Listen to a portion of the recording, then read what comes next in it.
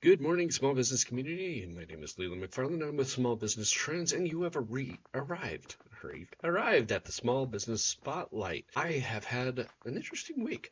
I've been moving Small Business Trends from one server to another, and along with a couple of other sites, because the server that I currently have is starting to break down.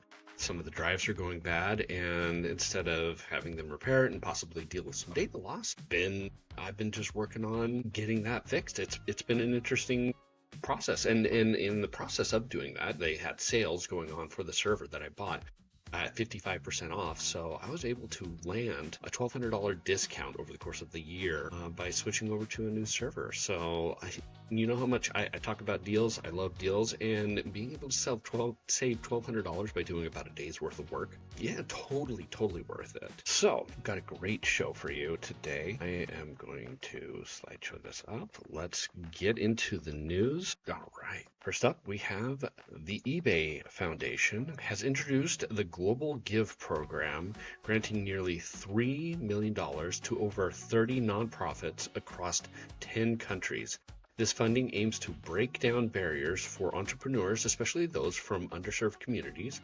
David Estrada, president of eBay Foundation, emphasizes that entrepreneurship can lead to economic opportunities, and by partnering with these nonprofits, they hope to foster vibrant communities. The grant recipients include various organizations with tailored approaches. For instance, Micro Mentor connects entrepreneurs with mentors, improving their chances of success. Nearly 20,000 entrepreneurs have benefited, with many reporting increased revenue. Other recipients, Buzz Women, focuses on women in rural areas, providing mobile classrooms for practical training and empowering over 900,000 women to achieve financial stability. In Switzerland, Singa, S-I-N-G-A, it's an acronym, supports refugee and migrant entrepreneurs with mentorship, achieving a notable 73% retention rate for businesses created through their program. Multiple is an accelerator for neurodivergent tech entrepreneurs, helping them connect with resources for their startups. While these initiatives show great promise, small business owners interested in similar partnerships should carefully consider the challenges and commitment involved. Overall, eBay Foundation's Global Give program showcases the importance of inclusive entrepreneurship and providing valuable insights for small business owners looking to strengthen their community ties and enhance their operations. For more details, go ahead and visit the eBay Foundation news. It's a really great program to be able to help entrepreneurs get up off of their feet, to be able to give back. And, it's eBay. eBay runs off of entrepreneurs. Being able to come in and sell products, it's a great opportunity for them to be able to foster the next generation of entrepreneurs. Now, most of these are probably not going to be selling on eBay, but I mean, entrepreneurs are the bread and butter, and so yeah, giving back to entrepreneurs, I see it. I like it. Good on eBay. A recent survey by CNBC and SurveyMonkey highlights the employee attitudes toward artificial intelligence and its impact on jobs.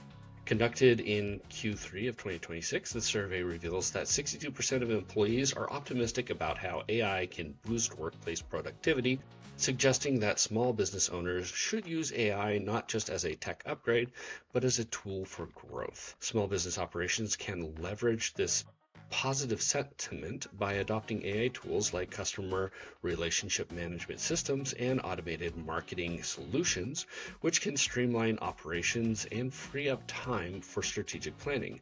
The survey also indicates that 58% of employees believe AI can help with personal career growth, providing a way for small businesses to enhance employee development without extensive training resources. However, there are challenges. 45% of employees are worried about job loss issues due to AI, which can affect morale and retention. To combat this, business leaders should maintain open conversation about AI's roles in their work focusing on how it can augment rather than replace human contributions. Business owners should also be aware of the costs associated with implementing AI, ensuring any financial investments align with long-term benefits. Additionally, privacy and ethical considerations around AI are crucial, emphasizing the need for strong data protection measures to maintain customer trust. Overall, with most employees viewing AI positively, small business owners have both a chance and a responsibility to engage with their team and strategically implement AI in a way that promotes a thriving workplace. So I love that there is kind of this open attitude towards AI within the workplace, and that, yeah, there's the possibility that it can take your job. If your job is easy to do, I guess that AI could potentially take over it or basically be offloaded to another employee whose job is a little easier because of AI, and then it just kind of assimilates. That's never going to be a good thing. When I look at AI and I look at productivity, I'm reminded about how computers were introduced, and there was all this talk and say about, oh, they're going to replace our jobs, they're going to replace our jobs. It just made you more productive. And that's what AI should really be doing in using in a workplace. It shouldn't be necessarily as a methodology for replacement. It should be an enhancement, making it so that a person could do, instead of X amount of work, they could do 3X, 4X amount of work. And then more is done and more money is made. That's how I view AI and how it should be, approached by businesses. All right, I gotta go down one. In a major effort to address the skill gap in manufacturing sector, the U.S. Small Business Administration is organizing its first ever manufacturing workforce expo on August 26, 2026 in Coconut Creek, Florida. I have never heard of that town. That is a cool name, Coconut Creek, Florida. I love it. Co-hosted with the U.S. Department of Labor and OpenAid. This event aims to connect students with apprenticeship programs and job opportunities as the manufacturing industry faces a growing demand for skilled labor. SBA Administrator Kelly Loeffler emphasizes that the initiative supports efforts to enhance American manufacturing, noting that President Trump's commitment to reviving the country's industrial strength. Many small manufacturers are struggling to find qualified workers, and this expo seeks to connect educational institutions with local businesses to build skilled workforces. The event will offer students insight into high-paying jobs and apprenticeships that in-demand fields. Small manufacturers can meet potential employees, eager to fill these positions. Acting Secretary of Labor Keith Sondleri, I butchered that name bad, highlighted the focus on equipping workers with essential skills while strengthening employer relationships. Attendees will learn about SBA programs, labor incentives, and apprenticeship opportunities at Atlantic Technical College. The role of artificial intelligence in improving workforce productivity will also be discussed. So the expo could reshape. I like when we have governments that are, or programs that are trying to connect and build American institutions. And I love a good career fair, and this one's basically a career fair specifically targeted for manufacturing and being able to grow manufacturing within America and making it easier for students to be able to go right into their job perspectives. And I would love to see this grow and expand. I live in an area that is highly industrial, and I know that there are a lot more areas in the world, in the United States, that are very industrial that could use something like this that really connects employers with potential employees, whether it be private or government funded. We need to see more of this. We need to see more of this when it comes to even other sectors too. Oracle has teamed up with Quantium, a leader in quantum computer, to integrate advanced quantum technology into Oracle Cloud infrastructure. The partnership opens the door for OCI customers to use Quantium's Helios, considered the world's most accurate commercial quantum computer, offering businesses a powerful tool to tackle complex challenges more efficiently. Dr. Rajib Hazra, CEO of Quantium, highlighted that this collaboration aims to create a unique environment for mixed workloads, allowing businesses to explore new opportunities and enhance their computing capabilities. Quantum computing could greatly benefit industries such as drug development and logistics, where traditional systems often fall short. For example, I cannot talk today. Helios uses significantly less energy than leading supercomputers, providing a cost-effective option for businesses interested in harnessing quantum technology. Maresh, the executive VP of Cloud Infrastructure, emphasizes providing a straightforward pathway for developers to innovate using quantum technology alongside artificial intelligence and high-performance capabilities. This move could accelerate project timelines and boost innovations without requiring hefty investments in specialized hardware. Now, quantum computer for a small business is probably a bit of ways, but it's something to still consider and to kind of keep your eye on. You don't want to drop the ball when it comes to quantum computing, because it could really become a really big innovation when it becomes commercially viable for smaller businesses. It's just, right now, it's more of a thing that you see that the big companies are going to be using, and even now they're probably not using it. But it'll be interesting to see what happens in the future with quantum computing. Meta is rolling out new tools within its Meta AI platform aimed at helping small businesses better manage their advertising and social media analytics on Facebook and Instagram. These enhancements will allow business owners to analyze their campaign performance, compare themselves with other brands, and generate detailed reports, presentations, and spreadsheets without needing extensive technical skills. The new feature connects directly to business accounts on Facebook and Instagram, as well as Google Workspace tools such as Gmail and Google Sheets. This integration helps Meta AI deliver tailored recommendations based on actual business performance rather than generic advice. Small business owners can now analyze their social media content to see what type of post generates the most engagement. For instance, they can request performance insights and receive weekly reports automatically. Additionally, businesses can benchmark their performance against competitors to identify strengths and weaknesses.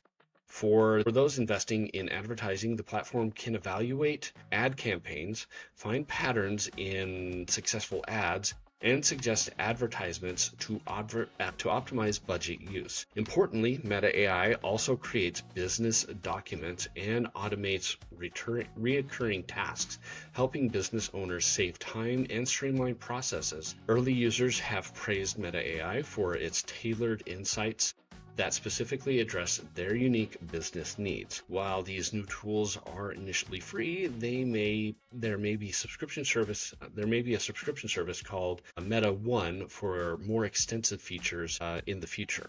Overall, these updates aim to provide small businesses with easy access to valuable insights without the need for large data or marketing team.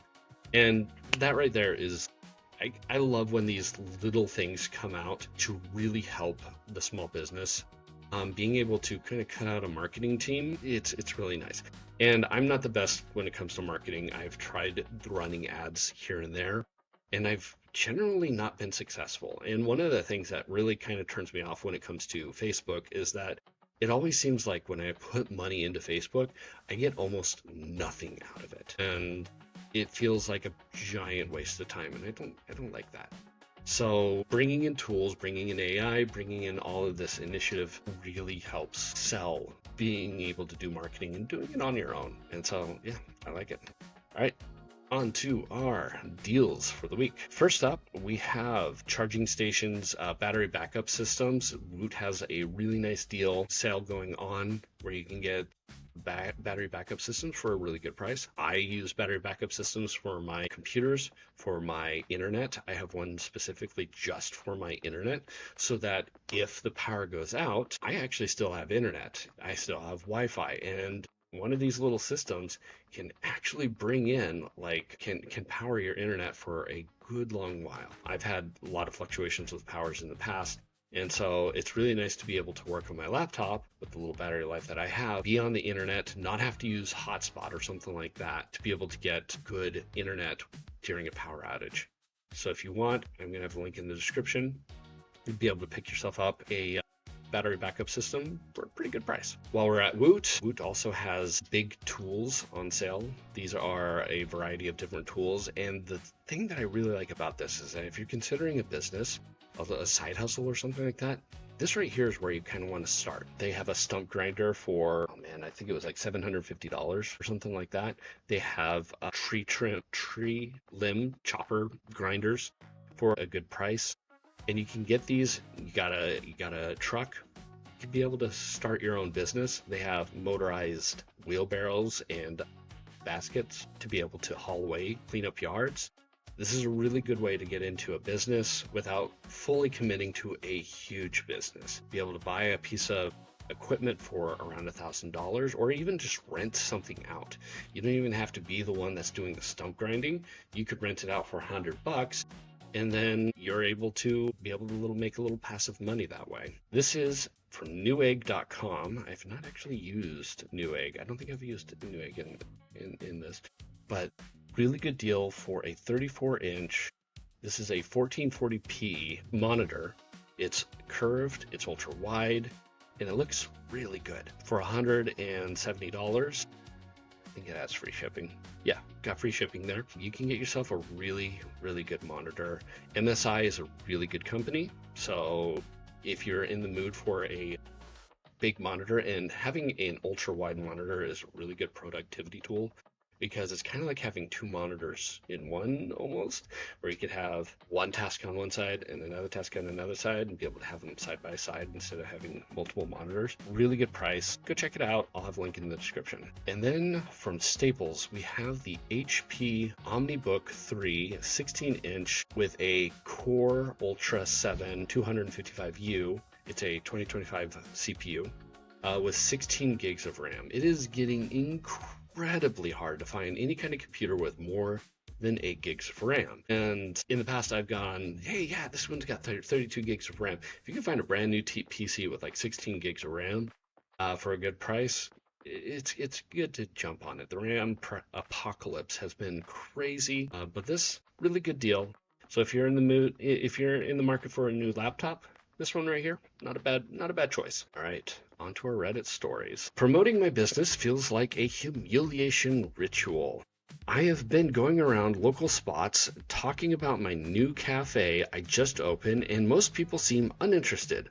While I talk about it and promote it to them, they're like, okay, thanks, I got it. Why am I getting so many weird reactions? I'm just telling them about it, not even shoving it down their throats. I just say, hey, I just opened this new cafe not far from here. It's called blah, blah, blah. Try to come by. And mid-sentence or towards the end of me talking to them, they cut me off and say, okay, got it, thanks. Am I doing something wrong? You're selling to someone. And anytime that you're selling anything to someone, they're inevitably going to start shutting you down. They don't want to be sold to. They want to be able to have that reason, that thing that makes them go, what's different about your cafe? Why should I care? Because you're at this point, you're just like another cafe. So having that little extra, whether it's like a coupon or it's like an interesting cafe, like we have books on the bookshelf. You can just pick out a book and be able to read it while you sip it on your cafe. Something that makes it different, unique. That's what you need to do, because in any case, it's the same as the people that are selling, like at our Walmart. We had people that were trying to sell windows, of all things. They bought out one of those kiosks and were trying to sell windows. Every time, hey, do you need windows? No, I don't need windows. And they just walk right past them. Don't even give them the time of day. And so you need that thing, that little extra thing to really put it over the top. How do you handle clients who ghost you after the job is done? I run a small remodeling crew, just had an $8,500 invoice go 90 days past due. Client stopped replying to calls and text. I know small claims is an option, but it's a week of my life I don't have. What do you actually do when this happens? Do you send a formal demand letter? Use a collection agency? Just eat the loss? Also, do you use any software to text customers when their job is done? I'm spending way too much time on is it done yet is it done yet calls. So yeah, small claims is probably going to be the best option, because as soon as you start this lawsuit process, that oftentimes gets them their attention. And most often they're going to, at that point, possibly pay either that or putting a lien on their house or threatening to put a lien on their house. It can take some time to be able to do, but it's definitely something that you can do. That will actually get their attention real quick. When I looked at this, one person's like, go to their door and start knocking on their door. And that is an option that, might work. It might get the police called on you for harassment. Either way, don't give up. Continue to work on getting that money, because eating $8,500 is too much. And definitely when you're starting projects, half now, half later. Get the money up front. That way, at least if they ghost you, you have money for the supplies. It's not the best, but it can weed out the people that may actually ghost you. So, trying to sell websites to local shops, auto repair shops, electricians. Is it me, or do they genuinely not want one? I've been trying to sell websites to small reputable auto repair shops and electricians that do not have their own site. My pitch is basically, when a customer looks you up, do you have a website? Obviously, the answer is no every time, but instead of being an opening, it's usually where the call ends. They just say no, they don't need one. They're not interested in getting a website. End of conversation.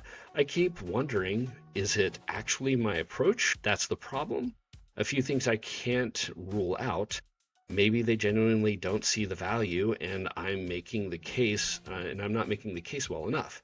2, maybe it's how I'm opening the call. 3, I'm not a native English speaker. My English is fine. People understand me, but maybe something about it still throws people off. 4, I'm a young woman, and I can't help but wonder, is that working against me somehow, even subtly? Genuinely asking, what does a good cold sale approach actually look like for something like this? Is my offer just weak? Is it just the pitch? So I've worked in a marketing company where we've made websites for people, and this was years ago when websites were very much a thing. The first and foremost thing, if a business has no need for it, if they are full up without a website, do they need a website? Possibly not. Looking at what is available out there right now, there is your Google profile. That right there is possibly infinitely more important than a website, because it will have your hours, it will have pictures, it will have reviews, it will have everything that a customer needs to be able to figure out whether or not they want to go with you. And your website is going to be more of a, hey, look how great I am, a kind of one-sided review, where the Google profile is going to be a lot more honest. And as long as they're maintaining that, that's usually going to be enough for people. So you got to give them something that the Google business doesn't have. And so coming in and saying, a website will tell them specifically what kind of products, services that they offer. So you go to an automotive repair, and it's like, you want to make sure that your customer knows that you do AC work and you don't do transmissions. This is a way to be able to tell them specifically, so that you're not having to field questions about what you can and cannot do. This gives a little bit of line of defense and saves you some time and money and possibly some frustrated customers. That's the way I would kind of go about it. Is Google Voice for me? I hope I'm posting this at the correct place. I'm a Medicare independent agent, and I'm looking for a cloud-based system to use for to separate my personal number from my business number. I tried enrolling Ring Central, but they require an EIN and a laundry list of items to be able to use SMS. I have none of this because I'm an individual, not a business. I was going to try to use Google Voice as my cloud-based service. I would appreciate any comments, experience, etc. This is my livelihood, and I'm worried signing up. Also, I have, if you have any other worries, check it out.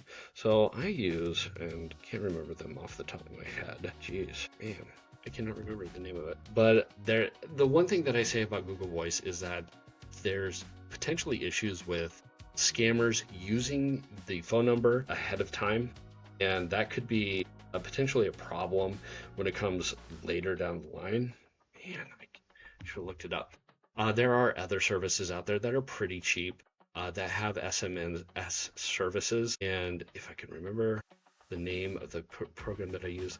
Anyways, there are plenty of other services out there that use SMS service, and I would check them out kind of over Google Voice, because Google Voice, I know that I've used some of their numbers in the past, and they've been used as scam numbers, and so they've been reported as scam numbers. People just cycle through Google numbers because it's so easy. So that would be my biggest concern with it. There are many other businesses options out there. I think even Zoho has options. I've used Nextiva, but more for just a phone number. They don't have SMS services, but yeah, there's far more options out there better than Google. Looking into buying a business. Hi there. I was recently looking to buy a stucco plaster construction company that's licensed. It's basically at the verge of bankruptcy with a decent amount of debt. The previous owner has about $50K in debt he took out as president of the company that I do not want any part of. I would be the new owner of the company by keeping it alive and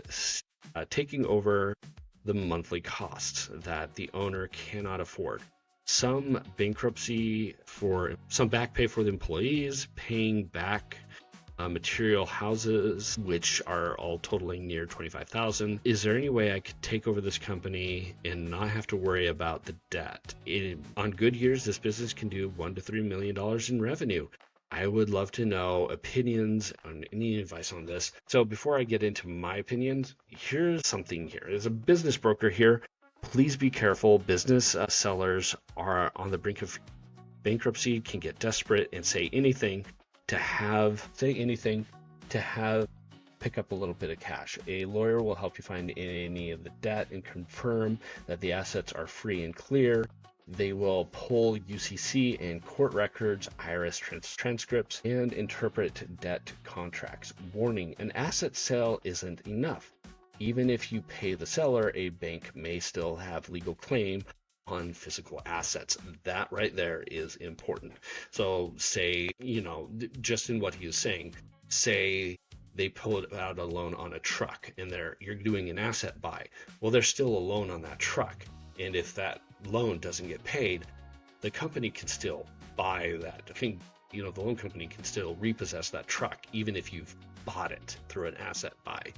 The loan company still has access to it. That's what he's saying there. My question is, why do you need to buy the business? Is there a way? It seems like you got a good amount of money. Why can't you just buy your own assets, your own equipment, to be able to start your own stucco company, hire a guy, and be able to just kind of take over the area where this guy is doing? Obviously, he's not going to possibly be around for a little bit, and it's going to probably be very hard for him to actually find a buyer for his business, especially if you, who is very interested in this, is actually kind of hesitant. I would look at actually just building your own stucco company from the ground up and working on kind of taking over his area. That way you don't have to actually buy his business. Hopefully it all works out. But that is all I have for you today. And look, my background has stayed on all day, so you don't get to see all the junk behind me. I'm really happy. Anyways, if you like this, give it a thumbs up. If you came across this naturally in the algorithm, consider hitting that thumbs up button or that subscribe button and following me for more small business content. And if at any point you disagreed with what I said, there's a comment section to let me know. Anyways, you have yourself a great week or weekend.